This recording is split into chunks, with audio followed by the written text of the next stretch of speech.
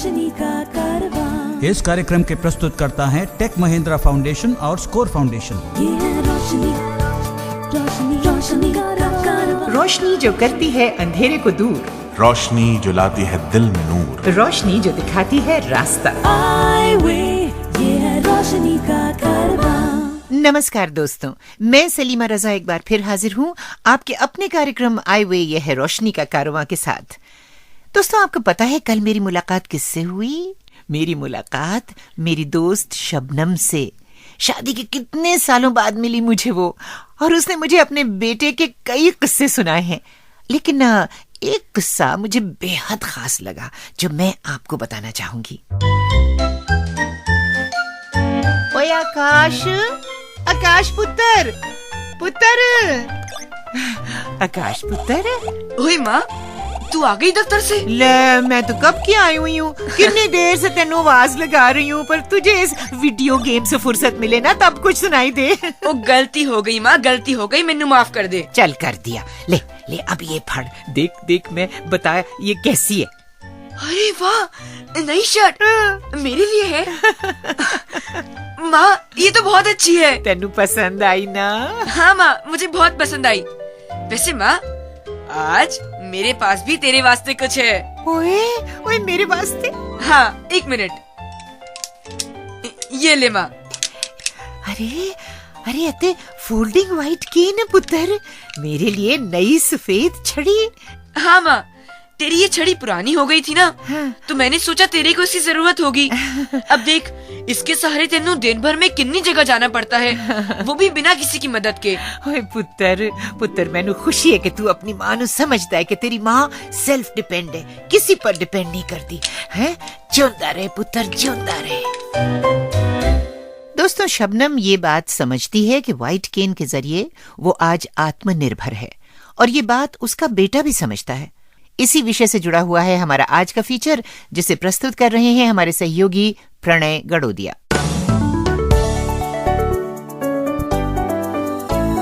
अगर लाइट या उजाला हो तो एक दृष्टिवान व्यक्ति पूरे आत्मविश्वास के साथ बाहर आ जा सकता है।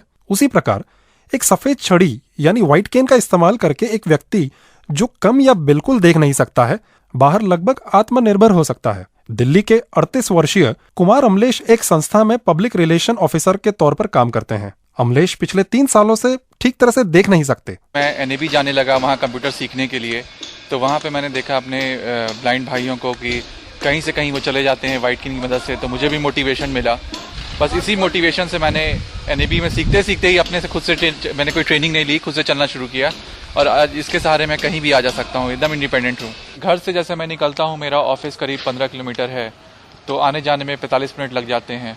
तो उस 45 मिनट में जैसे मेट्रो पे जाना है या बस पे चढ़ना है, थोड़ा सा भी अंधेरा हुआ गया या कहीं रोशनी कम हो गई, तो उस समय मैं अपनी छड़ी निकालता हूँ। अगर किसी लाइलाज कारण से आपकी नजर कुछ कम है, तो अपने जीवन को सीमित करने की बजाय वैकल्पिक तरीकों से अपने सारे काम करने की कोशिश करनी चाहिए। ये दृष्टि कम होने के बाद ये होने लगा कि मैं लोगों से लड़ने लगी या चीज़ों से लड़ने लगी। मुझे जो पहले दिखाई देता था वो कम होते गया। ऐसे लगने लगा कि अभी व्हाइट केन यूज़ करने की ज़रूरत है, क्योंकि मेरी जो मोबिलिटी इंस्ट्रक्टर थी उसने भी मुझे बहुत प्रभावित किया कि अगर मैं व्हाइट केन यूज़ करना शुरू करूँ तो वो मेरे लिए काफ़ी अच्छा रहेगा और मेरी सेफ्टी भी बनी रहेगी। तो करीब 20 या 22 साल पहले मैंने व्हाइट केन यूज़ करना शुरू किया। यूज़ करना बहुत ही डिफिकल्ट था क्योंकि most people are shy of the white cane. ये थी मुंबई की नफीसा बुहारीवाला, जो एक बैंक में सीनियर मैनेजर के तौर पर काम करती हैं और एक पारिवारिक महिला भी हैं। शहरों में ही नहीं, व्हाइट केन का सही इस्तेमाल करके और अपने सुनने और सूंघने की शक्ति का इस्तेमाल करके एक दृष्टिहीन व्यक्ति यात्रा भी कर सकता है। बंगलुरु में जन्मे और पले बढ़े प्रवीण कुमार कुछ सालों से दिल्ली में काम कर रहे हैं और अपने काम के सिलसिले में महीने में लगभग 15 दिन ओडिशा, छत्तीसगढ़ और झारखंड के गांवों में यात्रा करते रहते हैं, और वो भी बिल्कुल अकेले। प्रवीण पूरी तरह से दृष्टिहीन है। गांव में सब जगह जो है पक्की सड़क नहीं रहता है, तो जहाँ कच्ची सड़क है तो सड़क तो रहता है और एक रास्ता रहता है, तो उसमें जो है किनारा में जो जैसे हम छड़ी पकड़ के जाते हैं तो पता चलता है कि किनारे में घास फूस है कि कुछ ढलान है, तो उसके हिसाब से चले जाता हूँ। रविन, इतना अकेले घूमते हैं आप, आपको डर नहीं लगता है? अभी करीब मैं 10 साल से पूरा भारत में घूम रहा हूँ तो कुछ नहीं हुआ है। और दूसरा चीज़ है कि जैसे आम व्यक्ति को भी अच्छे तरीके से मतलब जागरूक रहना है, हमें भी जागरूक रहना है। यही नहीं, जीन पार्कर 49 साल की एक विदेशी महिला है जो पिछले 7 सालों से पुणे में रह रही हैं। जीन एक रेडियो जर्नलिस्ट है और अपने काम के सिलसिले में सार्क देशों और बाकी सारी दुनिया में अकेली आती जाती है। जीन जन्म से दृष्टिहीन है। उन्होंने हमें सफेद छड़ी का इस्तेमाल कैसे करते हैं यह बड़े अच्छे तरीके से बताया। सफेद छड़ी इस्तेमाल करने का सही तरीका इस प्रकार होगा। मैं सफेद छड़ी को अपने सामने दाएं बाएं चला रही हूँ, जिससे कि मैं अपने कंधे की चौड़ाई के जितना रास्ते को चेक करते हुए आगे चल रही हूँ। सही मायने में जब मेरी केन राइट साइड पे होगी तो मेरा लेफ्ट पैर आगे रहेगा। ठीक इसी प्रकार जब मेरी केन लेफ्ट साइड पे होगी तो मेरा राइट पैर आगे रहेगा। और यहाँ बाएं साइड पे कुछ है, लेकिन मैंने उसको बखूबी पार कर लिया जब मेरी केन की नोक उस पर जा टकराई और मैं हल्के से राइट साइड से होकर निकल गई।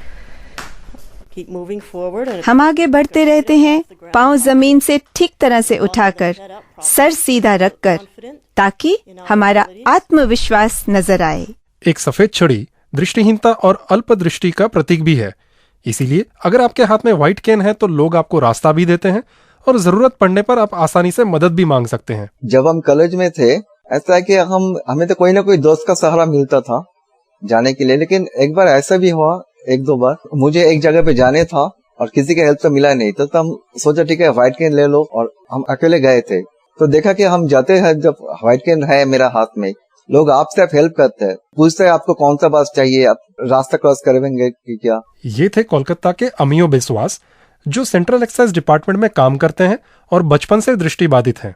अगर आप किसी दृष्टिहीन व्यक्ति के माता पिता, भाई बहन या दोस्त हैं तो आपको उनकी मदद ऐसी करनी चाहिए जिससे कि वह व्यक्ति आत्मनिर्भर हो सके, ना कि आप पर निर्भर होने लगे। नहीं, इन लोगों को मेरा कहना यही है कि मतलब आज तो आप लोग हैं, कल नहीं रहेंगे, तो एक दृष्टिहीन व्यक्ति क्या करेंगे। ये छड़ी तो एक ऐसा चीज है, तो एक दृष्टिहीन व्यक्ति को आत्मनिर्भरता देते हैं और उनको स्वतंत्रता देते हैं। तो अगर आप ठीक तरह से या बिल्कुल देख नहीं सकते पर बाहर आना जाना चाहते हैं जब जरूरत पड़े या जब मन ने चाहते हैं कि बाहर जाके कमाएं, दुनिया को जाने और दुनिया आपको, और ये सपना पूरा हो सकता है अगर एक सफेद छड़ी का इस्तेमाल करके, तो इस बड़े फायदे को अपनी उन परेशानियों के साथ तोलें जो आप सोचते हैं कि एक सफेद छड़ी का इस्तेमाल करके आपको हो सकती है, और अपना निर्णय खुद करें।